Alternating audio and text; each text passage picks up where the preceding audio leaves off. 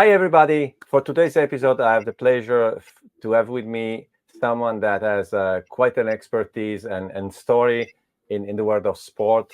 I would say technology, marketing in sport. Dave Lipp from Manchester United. Hi, Good Dave. morning, Carlo. Good morning. Good morning. Thanks for having me.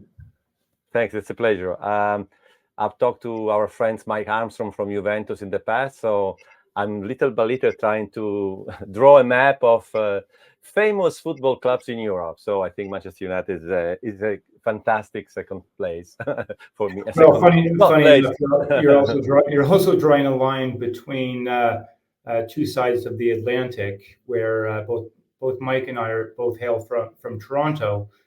And although he doesn't speak with an Italian accent yet, I know he's studying away. I also don't speak with a Mancunian accent either. So I'll try and make sure my English to English works out okay for you.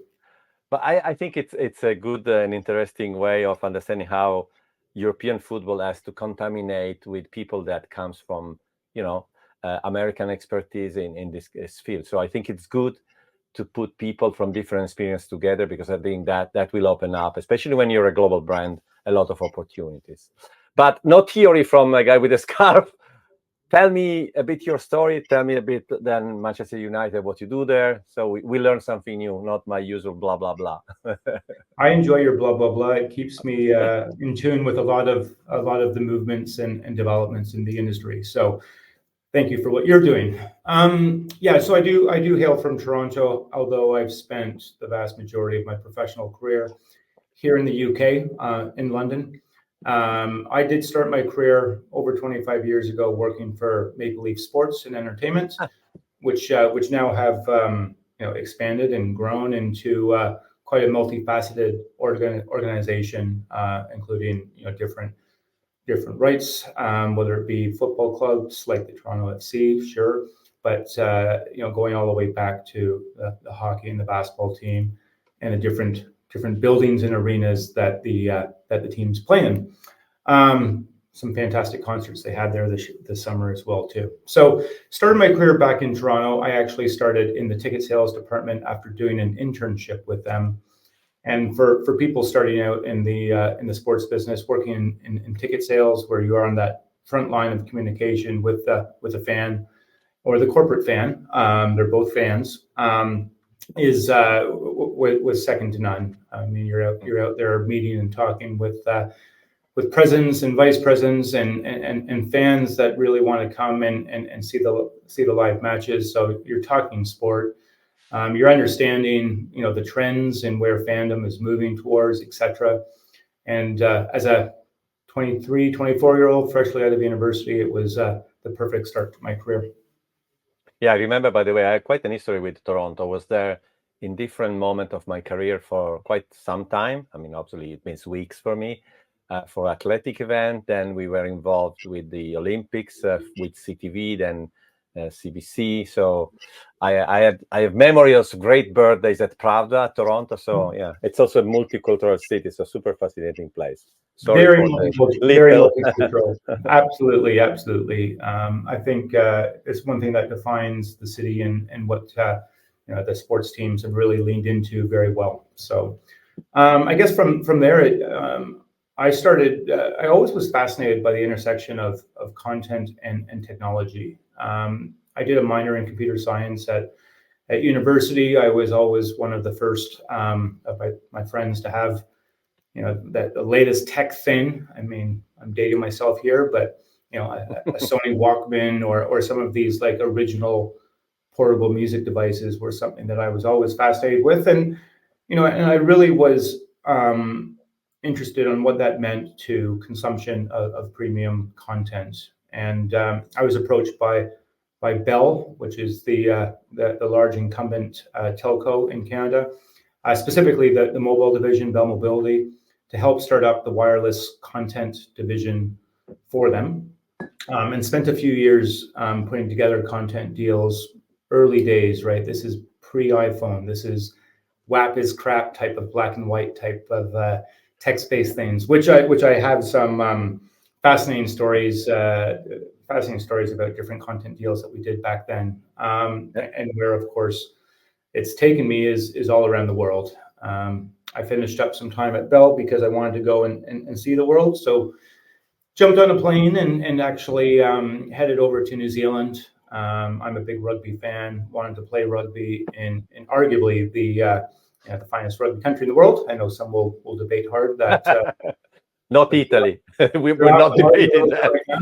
But yeah, so spent a year in New Zealand. I did work for Telecom New Zealand in a similar type of capacity, and also traveled around the country, bottom to top, and had a great time there. From a career perspective, though, I started to feel like I was a little bit behind on overall knowledge. I felt a little bit behind the foot when it came to maybe justifying business cases, understanding some of the world of finance and strategy and some of the other things that I hadn't been really exposed to in the first maybe 5 or 6 years of my career.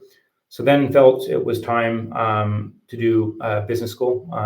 Always felt getting an MBA would be a nice step to do around the age that I was at the time. So was fascinated to spend more time in Europe. I had only been over to, at the time, I'd been to the UK and Ireland for rugby tours, but I'd never spent any time on mainland Europe. So I chose the Rotterdam Business School and immersed myself in a couple of years of education there. Yeah, I mean, I can't say enough about continuing to do education throughout the course of a career. I just kicked off a program at Wharton, which is going to keep me busy for the next 6 months as well. But after finishing business school, was really, there's a lot of people that were going into the BCGs and the McKinseys or going into IB, kind of traditional paths from a business school. But I really wanted to get back into the content and intersection of technology. It felt still early days, and this is almost, I guess, 18 years ago. It felt early days still, and sure enough, it was. If you see where we've come, everyone still feels like it's early days now. So I had an offer with Sony Pictures here in London to look at different digital distribution opportunities for film and TV series. So that brought me over to London. Again, thinking maybe I'd do a couple of years here, and here I am 18 years later. I did really stay in the Hollywood studio world for the better part of I guess almost 12 years, moving over to NBCUniversal. And then I got a call. I had been dabbling in a little bit of sports tech and startups. I spent some time consulting on a customer data platform. Did some consulting in esports. But yeah, got a call, and I guess when Manchester United give you a call, you take it. Yeah, I would say so. It's fascinating. I may remember Rotterdam. I was there a long time for Euro 2000. It was a fascinating city. Everybody was roller skating, so I restarted roller skating and spent 6 weeks during the tournament. But for 2 years, I was there every month. So, and NBCUniversal for us, on the other side, NBC Sports was the way I started the Olympics, my Olympics, whatever I call it, journey in working for them and creating the first real-time live video with Silverlight in 2008. So yeah, we never met at the time, but there were some connection points, like often in our industry. We didn't. I like to think that I know how to roller skate. Maybe roller blade is a little bit more similar to ice hockey. Yeah, I could probably roller blade. And so, what was your start at Manchester United? Well, yeah. So I got a call from from my boss, and kind of he took me through what the club were embarking on, and that is really to become the leading sports entity in direct to consumer. And again, I'd only read about it or heard about it, or what does this really mean from different industry panelists. At NBCU, look, we had been doing different types of direct-to-consumer OTT plays for quite a long time. Services such as, Hey You has been around for a better part of a decade. From a sports entity, though, it doesn't really have that great definition yet. Because at the end of the day, if you're selling tickets to something, you're essentially a direct-to-consumer business, aren't you? Absolutely. We've been selling tickets since the beginning of the club, almost 145 years ago. So, I started asking more questions, right? What does this really entail? And what I guess we are embarking on here, and it is a journey. I mean, it's I'm almost 3 years in, but we certainly are just starting where ultimately we want to get to in the next 5 to 10 years. What it means to me, ultimately, is creating a better relationship with the fans, where you do offer almost surprise and delight moments across all different types of fan groups and fan segments, just so you can really give that outlet of fandom to people that want to experience it in their own ways, right? Not everyone wants to tune into manu.com every single day. Not everyone's going to go and visit our YouTube page every single day. 99% of our fans will never step foot in Old Trafford, right? There's, when you do work for a global organization, the ability to create those products and services in order to give an outlet of that fandom is really what gets us up each day. So if I summarize, I mean, from outside our seat, on one end you have tickets, which is clearly the one and only direct-to-consumer experience that before digital a club had, I think. On the other side, you have the live rights, which is obviously sold through the Premier League to all the broadcasters and all the globally. And there is clearly a space in between. You more and more, I mean, I'm not sure that was so true 20 years ago, but now your fandom is global, and especially for a brand like Manchester United, for a club like Manchester United, that is very true. And so it's this undefined empty space where you need to create something new. I mean, this is not new this year. I mean, it's some years we're all trying to find something reasonable where the value exchange. And also, I think you're not the only one talking about Manchester or creating Manchester United, I would say, experiences, content, engagement. Well, it's funny. It's funny. We've actually renamed our department at least 2 times since I was here, and we've kind of gone back and forth on what it really means. Originally, we were referring to ourselves as digital products and experiences, and that was the group. Now it's a little bit more holistic that we're saying it's direct to consumer. However, that also is up for interpretation, because we do handle things like distribution of our channel, which we rely on partners like Sky and Virgin and beIN to carry our TV channel, and that's a 20-year-old product. It's not solely a direct to consumer product, because at the end of the day, they're the ones that control the billing relationship. They're the ones that the customer calls if it doesn't work. And although you can get our channel on our website and app, we also rely a lot upon different partners to fulfill, I guess, more that mandate of showing up where the fans want us to show up to. And I mean, can you talk about the current initiative? Obviously, what is public, the current initiative that you have. What is in your plate, if you want, at the current moment? Well, one of the biggest things that we've kind of done over the last, it's probably been over a 12 to 18 month journey, is to bring e-com in-house. So we've recently announced the launch of Scale as our e-com partner. And what does that mean? What does that enable, really? And that it's a multitude of things, but I can really sum it up in controlling the fan journey from really start to finish as much as possible, right? We've been quite good at generating awareness of the brand, doing that top of the funnel kind of emotional connection, which I continue to believe should be a big focus of ours. We launched our launched our third kit just recently with the help of Barry Keoghan, the actor, and it was really a strong indication to me on how much brand and identity and relevance still really translated into, moving the needle when it comes to transactions, right? So I think that top of the funnel to bottom of the funnel is something which we were trying to control more of, right? We had to rely on some partners before to conduct some of the things like when it comes to conversions or when it comes to different product offers and different marketing.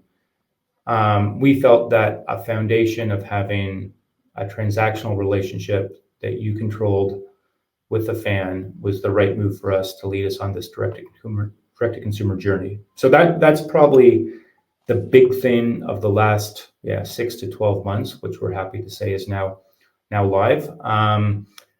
That then will open up a multitude of other things too, right? I think that then leans into, okay, what are some of the other products that we should be offering? If we're able to understand the fan by having that, that knowledge of what they're looking for, what they're after, we should be able to identify then how should we expand the product range to serve that global fan base. And that's what's keeping the team quite busy now. Mm-hmm. It could be everything from, yes, different hard goods, right? Do we move into the areas of what currently is offered in sites, other shopping destination sites? What are the interesting international markets? How do we make sure that we're not just in local language, but the whole user experience and interface is matching up with how perhaps an Indian or Indonesian fan wants to shop? But it also moves into things like what are the other digital products and services that could be wrapped in to an overall experience of Manchester United, right? The easy one is to draw up our things like our membership program, right? Mm-hmm. How did the digital membership program evolve to serve the fans in the four corners of the world? How do we start offering more unique and bespoke content experiences? We have launched different types of, leading edge type of things such as digital collectibles and different types of fantasy gaming, which are on chain. How do we kind of start utilizing that fundamental understanding of our fans and experiences to again move into a broader array of services for them? So underlying all of that, I can imagine there is a, whatever you want to call it, a data lake or a data is important, right? What is your, briefly, what is your approach on data globally? Sure. I get this a lot, right? Because people think that, rightly or wrongly, people think that it's just flicking a few switches to become a direct-to-consumer business, and where I think people maybe fail to fully grasp is it's thousands of little things, small incremental things that you need to do over and over or time again to open up different opportunities. So I kind of classify them into almost 3 Ps, right? You have the people component of it. We are a club at the end of the day. We are a football club that's bound together by the passion of what's going on the pitch, right? We are also fortunate enough to be working on, as employees of the club here. So, we do have to make sure that we have the right, people leading the club, working for the club, understanding what it means to be direct to consumer and the ambitions that we have. And then this is all encapsulated by our fan base. So those are all underneath what I kind of refer to as the first P. Underpinning that, yes, of course, is having a proper data infrastructure. So yeah, we've invested heavily in different elements of a data warehouse, having it nice and structured, having the appropriate MarTech stack to utilize the different audience segments, create personalized journeys, etc. That all has to be underpinned by having data accessible, having it understood of what the possible is, now and maybe where we're going to. But that would be, I guess, what all understand, all within that first P of people. I then also think that it's about the processes, right? So it's about how you actually make sure that you are defining the KPIs of where you want to get to, understanding who are what are the right engagement points, what are the right measurement points, right? The old age cliche of you can't improve what you can't measure. So the whole processes of underpinning our business have been stuff that we've worked upon with the team significantly over the past few years, and that then leads, of course, directional things of where you want to move to, and that gets us to the final P, and that's products in my eyes, and that's kind of the three Ps, and products, as I kind of alluded to, is it's more physical, but also ultimately more digital and immersive products as we learn and understand what the appetite is of our fan base to consume or to be entertained by us if we are bringing out something like that. So those are the three Ps that I've kind of articulated what we wrap in different projects within direct to consumer under. Yeah, and so there is if direct to consumer is a buzzword that again has different interpretation. There is another two words that on one end always fascinated me, always scare me because I never found a definition for it. Fan engagement. So yeah, when you hear fan engagement, what is your definition of that? And yeah, to be honest, Carlo, I kind of cringe when I hear it as well. And there's no I've been on the other side of the table before. I get pitched fan engagement platforms a lot, and I don't really know what it means a lot of the times either. Like different fans expect different things from their association with the club, and one thing that we have to make sure we don't do is piss them off by the trust that the Shield has with the respective fan. Right, these are hopefully lifelong friends of the club and fans of what most likely is what they ultimately care about, and that is an entertaining and quality team that wins trophies, right? So I understand that there's going to be different fan segments and stuff that do want us to be everywhere, and they want us to be doing a million different digital things, but ultimately I think we have a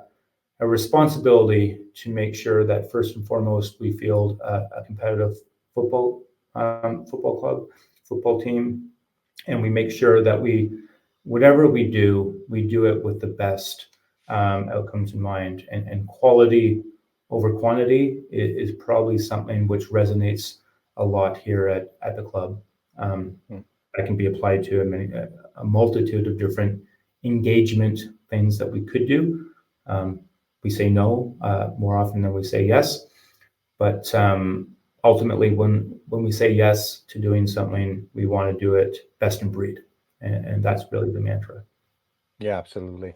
And on the other end, even if clearly you're not, even if you have members, etc., you're not a pure subscription business, etc., but the idea of retaining your customer, especially now that you are in e-commerce more deeply, retaining. So obviously, the concept of retention is something that, as you know, I also have this channel called Retention Zone. It's fascinating me because I think because a lot of people came from traditional marketing more and a lot of social media marketing, you normally focus obviously on acquisition, even more for a club, obviously for the digital products or the product of the club. Retention becomes crucial for the long term because it's not like I buy a washing machine and then I see you hopefully in 10 years, maybe less now. It's obvious that retention is inside everything you do because you always think, okay, these are here now, they will be here tomorrow for sure, but will they be with my products or they will just, look someone else on social?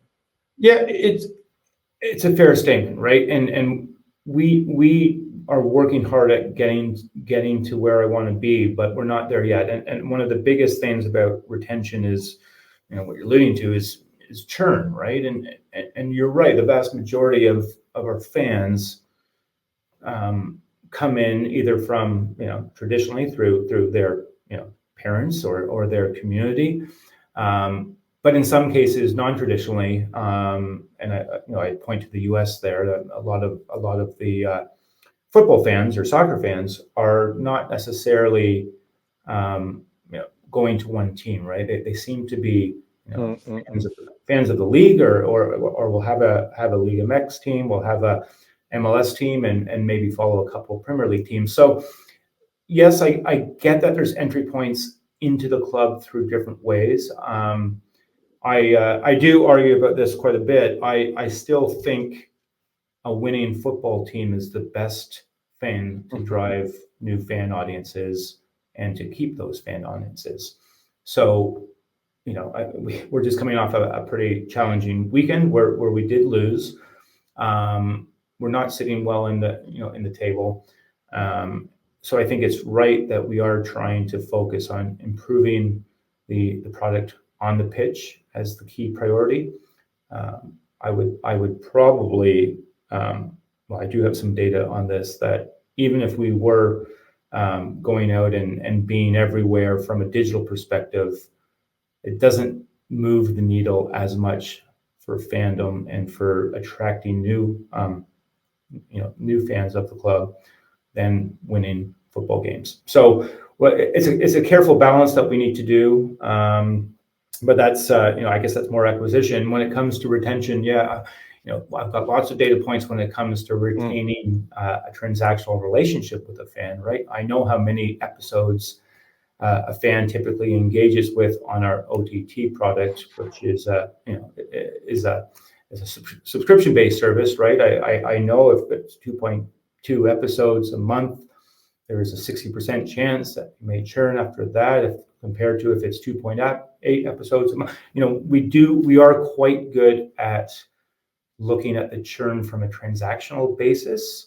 Where I think we really need to understand more so, though, is where someone would become disengaged as a fan of the club. In general, yeah. And I think that there's a lot of work to be done on that. To pull up some back to kind of the data thing, a lot of our projects are based upon the lifetime value of the fan, right? And it's projecting out what their future fandom and revenue would ultimately bring to the club. We don't have that churn answer yet, which is quite a fundamental part of the lifetime value of a fan. So we're working towards that, and I think a lot of clubs are at different stages of that metric. But yeah, the churn and retention of fans is something which I think the industry it hasn't been as focused upon, which needs to shift. Yeah, I think it's not easy because it's on one end, let me say, multi-platform in a broad term, but it's also global. As you said, we have certain, I don't want to say misconception. We imagine, my granddad was a Torino fan, my dad was a Torino fan, I am a Torino fan, my son is not, but that's my problem. If you go maybe in Indonesia, it's a different story. Or in the US. Also, I mean, as you know, in the US, in football, not football soccer, the loyalty is more for the college than for the NFL team. NFL team may leave your city. I mean, not 100%, but there are things there that we don't experience as Europeans, I think, in soccer, right? Yeah, so no, it's already a different fandom attitude, if you want. Absolutely. It's certainly an interesting point. I mean, the U.S. remains, from a business hat on, it remains a key focus of ours, right? We're not alone. Lots of football clubs are over in the U.S. in the summer touring games. Lots of them, of course, are looking towards the World Cup and building up different strategies and projects around that. We very much think that it has to be looked at as in a unique way. I mean, I think the ties into culture, whether it be music, whether it be other types of celebrity and fandom aspects like that, are obviously there, and in front of us when it comes to the U.S. market. We're leaning into a lot of that stuff as we kind of figure it out. We know, though, it has to be done in that authentic way.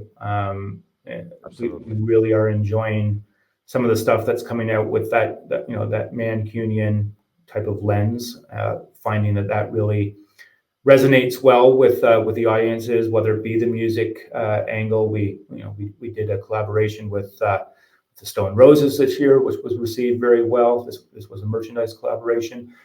We launched our home kit last year, a little secretly at Glastonbury through an artist named H, which is a Mancunian kind of music artist. And certainly the how we're teaming up with different influencers and other types of, I guess, celebrity endorsements. Julia Roberts is a big United fan.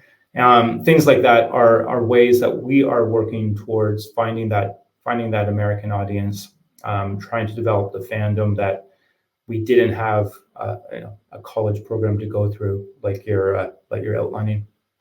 Yeah.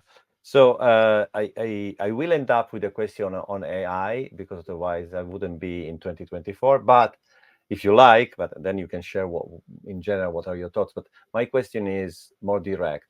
Has AI already impacted your operations in some way or not yet? Absolutely, and it's very exciting, right? And first of all, the demand for our content is not going down, right? The demand for content from a club is only going in one direction, and the outlets of the content that we're producing are being distributed far and wide.